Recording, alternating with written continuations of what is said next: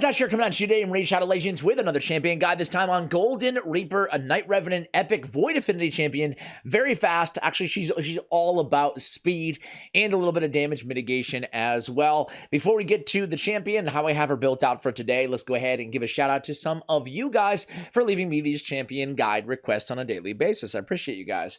We have It's Me, JS, looking to get a Golden Reaper guide. We have Ikiray looking for some, he says, can she be used as increased speed for Hydra? I would say, just to answer that question right out the gate here, I would say that she could absolutely be used. She has an AoE decreased attack and a speed booster and an increased speed. She could absolutely be used for Hydra progression. However, eventually you're going to get better increased speed options for your team as you start to progress. Either way, she's a really solid champion. Let's talk about why right now.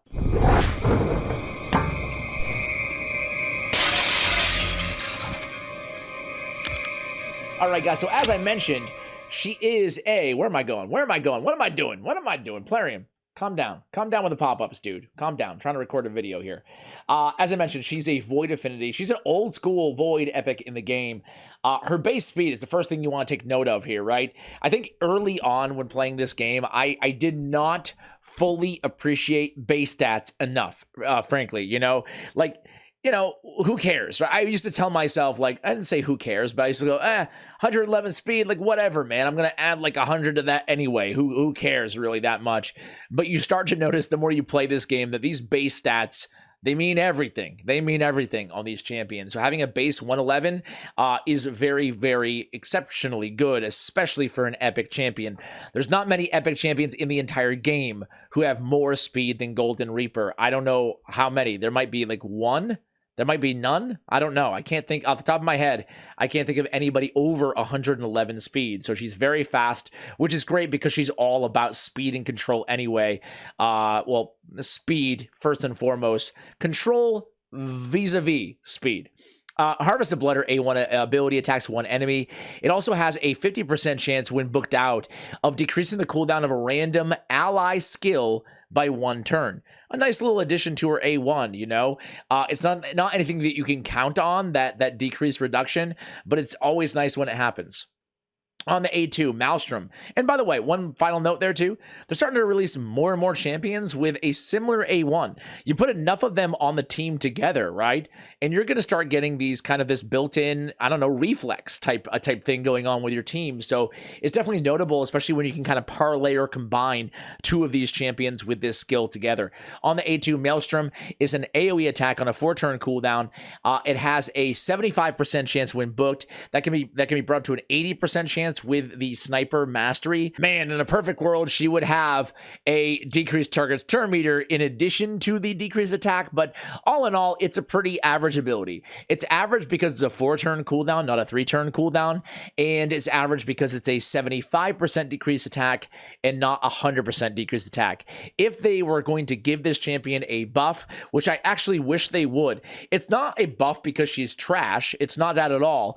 It's a buff because over the last 5 years since she was introduced to the game, this ability is nowhere near as useful as it once was, you know? So I like kind of these maintenance buffs in the game. Either way, it's still nice to have an AoE decrease attack no matter what you're doing, no matter how you look at it, right? But Alacrity is really the highlight of her kit.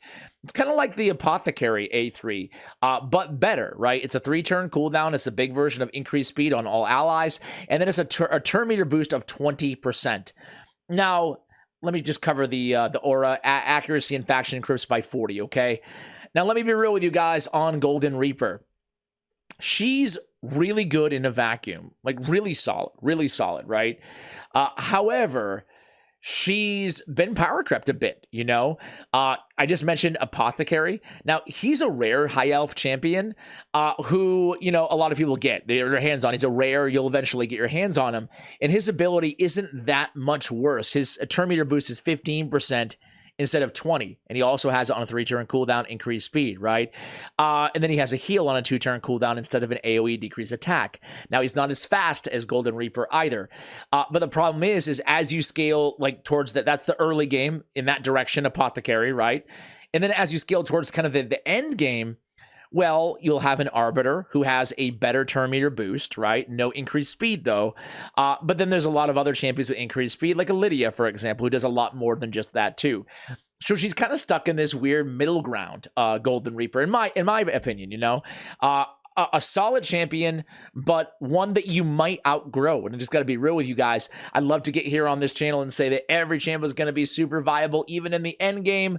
But I do think that Golden Reaper ends up getting vaulted in the end game sometimes, you know? She's still a cool champion to have, and she can always help you out in Knight Revenant, Faction Wars, into some restrictive content, such as Void-only content, or Cursed City content, or Secret Room content. So don't get me wrong. I'm not saying she's not worth investing in. I think she is.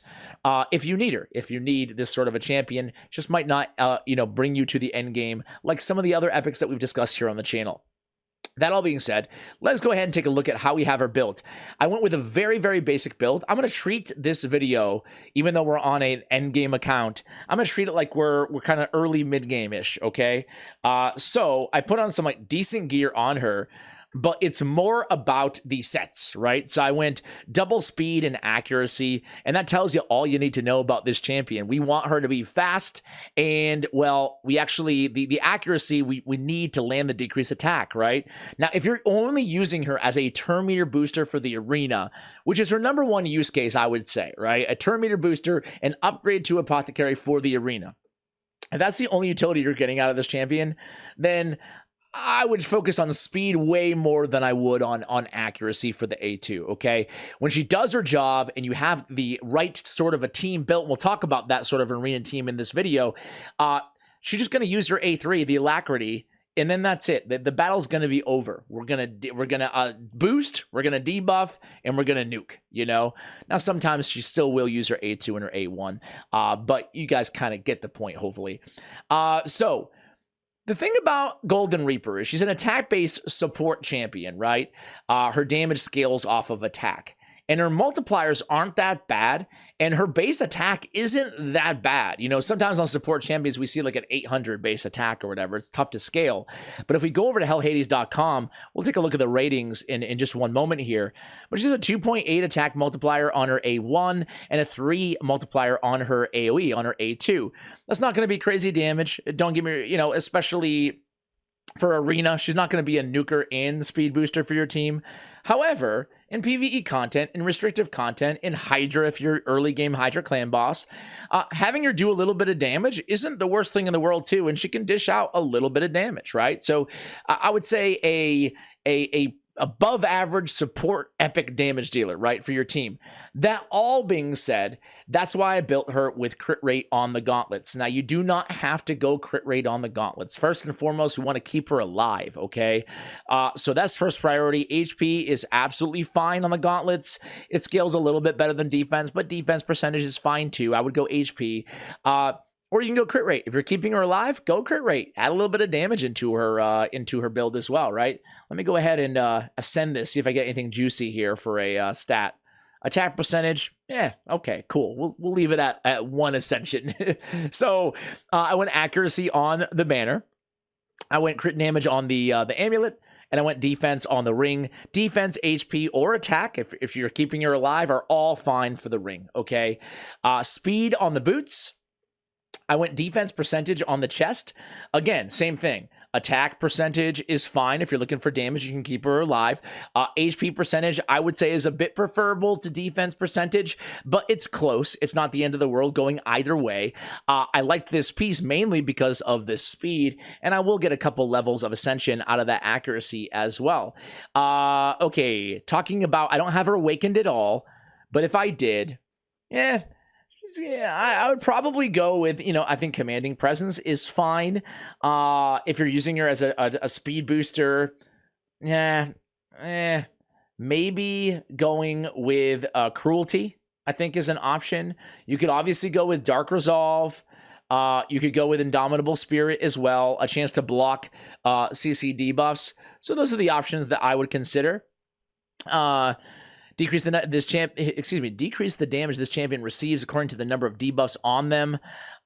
You could go with that Iron Will too if you're trying to keep her alive. I like using her as an aura, even though you're not going to be using her aura, accuracy and faction encrypts very often. I like using her as a commanding presence or a booster for your team, regardless. The other bummer on her and the other way that they could buff her is change this aura to a speed and arena battles aura. I mean, she is made for the arena, you know?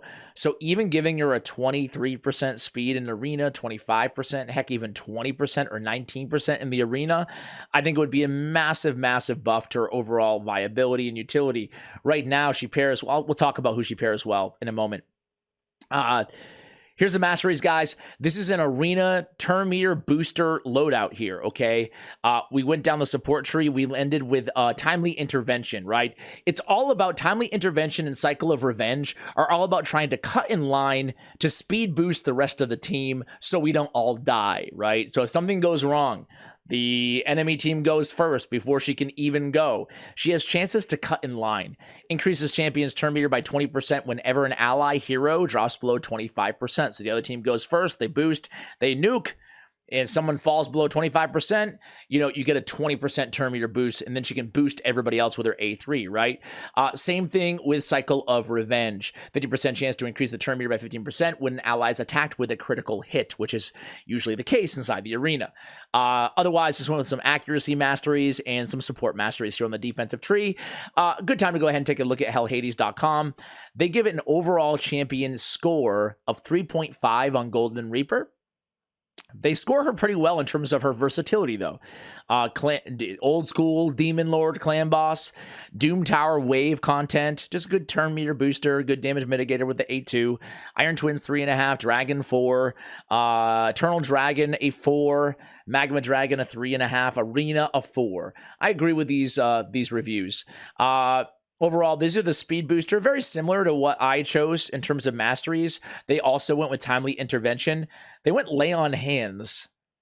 Is she healing at all? I don't think she's healing. I would not go lay on hands. Otherwise, this looks pretty dang good. Standard PvE, they recommend going down and grabbing War Master as a tier 6 mastery on the offensive side of things.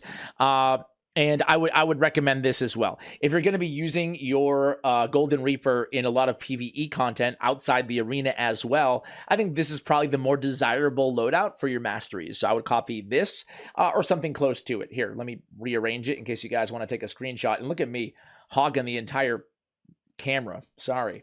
All right, let me push myself back over. Let's go ahead and take her into battle here, guys. What do you say? Let's go into... let's go, before we jump into the arena, let's go Curse City. I think 9? Nope. P8. How about P8? There we go. All right, so this is Curse City Hard.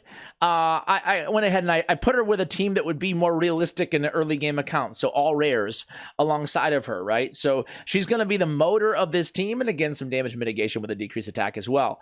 So we're going to go in, we're going to lead in with the Alacrity ability, so everybody has to increase speed. More importantly, or just as importantly, I should say, they have that turn meter boost to make sure that the enemy team doesn't go next, and that we always maintain the control of the match, right? Now, in this sort of content, you know, we'll be okay either way. But in the arena, that's why she's a turn meter booster, right? Okay, Tyrant over there in the corner. I think we'll just deal with Tyrant solo here.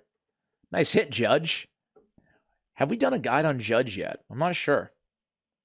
If not, we'll do one soon. I've been slacking a little bit on the rares lately, so. Anyway, we're going to go in with her A2. And again, she is built with 100% crit rate or 99 or something like that. So, you know, not bad damage. Certainly not anything too crazy either. Oh, let's go. I didn't even notice our girl Silda Drake's over there. We should have targeted her first. But this team, you can see, more than capable here. Judge is smacking. So in this sort of a situation, sorry, Golden Reaper is way over here. I'm covering her, basically. I'll make myself a little bit smaller. But in this sort of a situation, we definitely do not want to use the A3 here, right? It's important that we just use our A1 when there's only one enemy left alive, and then we can come in and have a fresh start on a brand new wave with that turn meter boost and the increased speed, right? The order in which you use skills in this game, or when you don't use skills sometimes, can make or break your strategy and the difference between winning or losing a battle. All right, going against Rodos here. He is down. Aethel says bye-bye, and let's just mess around over here. Fantastic. And again, she's done her job, right? She's boosted everybody. She landed a couple of decreased attacks. She did a little bit of damage herself. Nothing too crazy, but not too bad. Of course, against bosses, specifically like clan boss, you know, you'll definitely want to War Master as a tier 6 mastery, not timely intervention. So we have total damage here. Not too bad, you know, not too bad. Obviously, she is not the damage dealer on the team. She's a support on the team, but still not awful there. All right, let's go ahead and jump into the arena here, guys. What do we have here? All right, so I put her on an Arbiter team. Now, why do we have Arbiter on this team? Now, if you don't have Arbiter, no worries.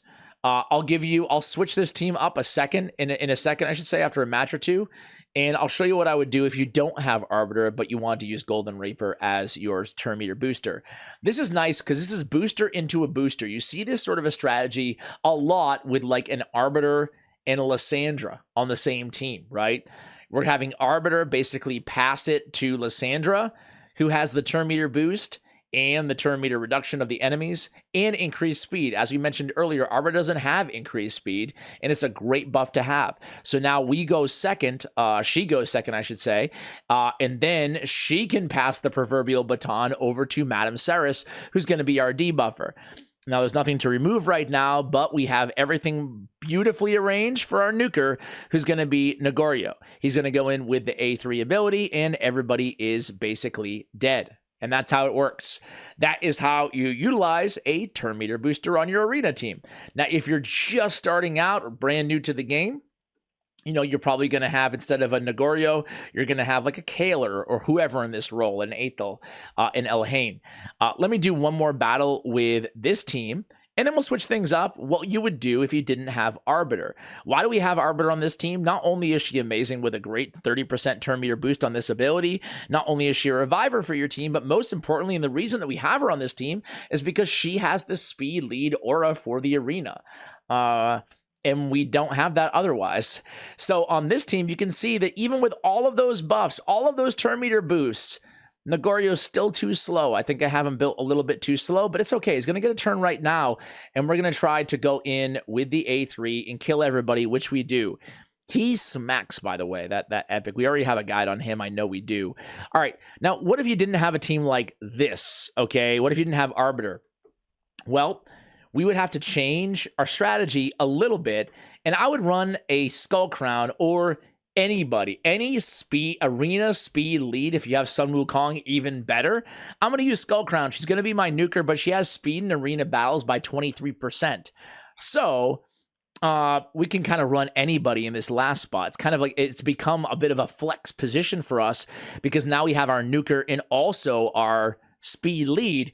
A 2-in-1 type deal. So let's use somebody that we don't use a lot here on the channel as our last champion. I'm trying to keep it legendary free as much as I can here. So let's go with, who do I even have built right now is the big question. Let's go, hopefully I have gear on her. Let's go with no, you know who I definitely have gear on? Mist Rider. He's not that interesting. He doesn't fit on this team I shouldn't say not interesting. He doesn't fit on this team that well. Let's go with Elijah. Okay. Hopefully she has gear on. So we're going to go double nuker strat, okay? I should have went Sinesha. But anyway, we're still going to go first. She's not in the aura lead, but she's still the fastest on the team. So you're going to go. We're going to boost everybody else up. We're going to go in there with now I'm still going to go in and debuff because I wanted to try to remove that stone skin from Baron, who could smack and kill our entire team in 2 seconds. I'm going to go in with the A3 here. Flyja, we do kill Baron, which is most important.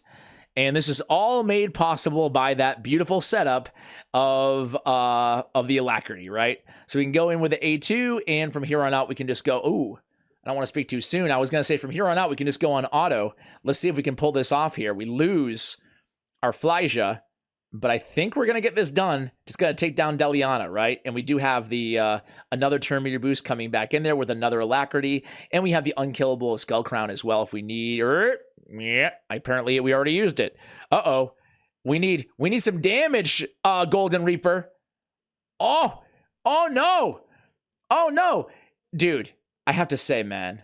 I have to say, Deliana is an absolute monster of a damage dealer. Is she not? Golly. All right, do I have gear on Flyja? Let me see. No, I don't. Well, that explains it. That explains it. Come on, Ash. Come on, dude. All right, let's get someone that we know we have gear on. Magnar. There we go. I want revenge before I end this video. All right, here we go. Here we go. Alacrity. Now we're cooking. Now we're cooking. Let's debuff these guys. Let's go in with the big boy nuke. Boom. There we go. There we go. And sure, let's get rid of Deliana, man. Deliana, get out of here with that. Yeah, she's a nuker. She's a powerhouse. Anyway, guys, hopefully you've enjoyed this guide, Golden Reaper. Do I think she's worth investing in? Only if you need this sort of a skill set, really. You know, if you don't, wait till you do, really, honestly. She's not a bad champion, but she is a champion that I think could use a bit of an update. What do you think of Golden Reaper? Where do you use her? Let me know in the comments below. Much love, and as always, take care, guys.